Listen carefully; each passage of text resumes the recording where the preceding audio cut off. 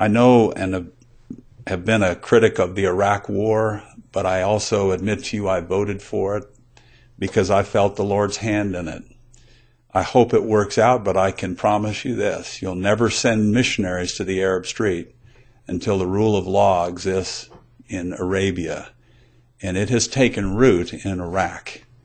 And ultimately, I think that if that succeeds, there will be an opportunity to begin building the church in the Middle East, which is a deeply troubled place.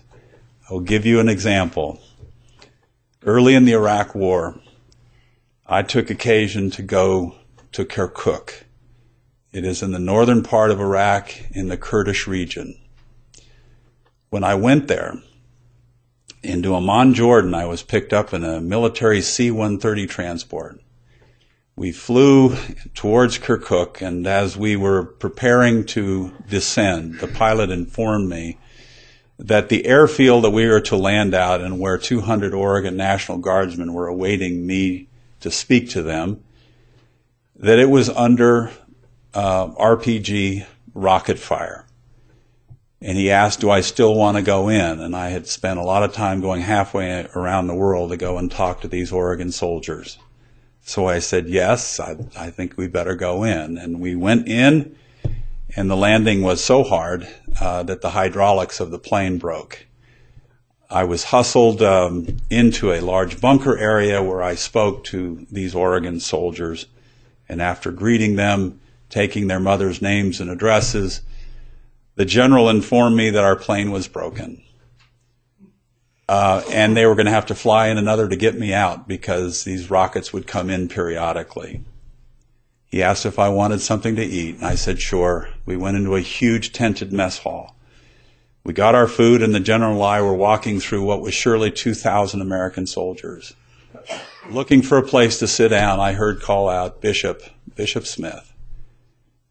I turned around and I looked and saw one of my Aaronic priesthood boys in the uniform of an American Army captain.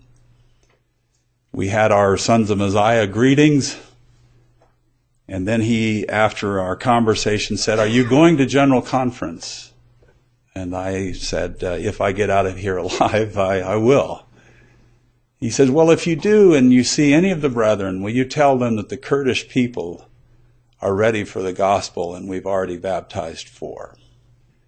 I don't know if you've got their records, but there are baptisms occurring in Iraq. I believe the Lord's hand exists in the affairs of nations. I have seen it. This Captain Gailey asked me to tell this story to you. I had occasion to tell it to President Hinckley. And when I did, tears coursed down his cheeks, and he said, Senator, our missionaries always follow in the footsteps of American soldiers. The Lord governs in the affairs of nations, even if the nations don't know it. So wars and rumors of wars there will be, but the Lord is in charge, just as he is in Iraq on a macro basis.